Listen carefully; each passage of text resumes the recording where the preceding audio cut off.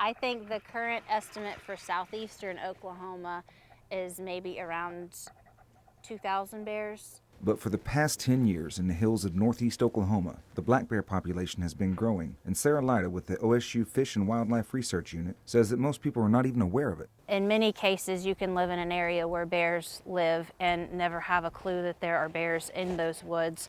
But sometimes bears do show up in populated areas. We've had some bears show up in towns. We trap them and move them out. Craig Endicott with the Oklahoma Wildlife Department teamed up with the OSU Wildlife Researchers 3 years ago to try and get a better estimate on the bear population in this part of the state.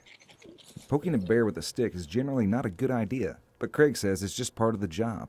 We haven't had any of them that have been aggressive.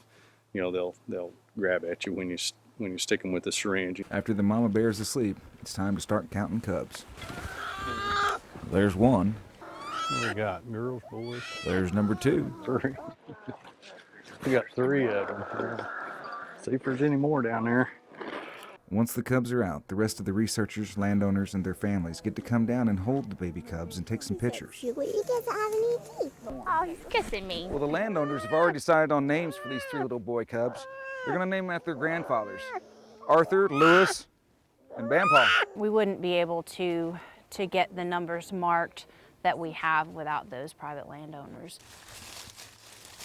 Sassafras, the mama bear, stays in the den while the cubs are weighed and measured. 27 and a half. And we will weigh them, measure them, and we put a pit tag, just like they put in a dog, between the shoulder blades, and that lets us identify that cub forever. And Sarah says today's research has established one thing for sure.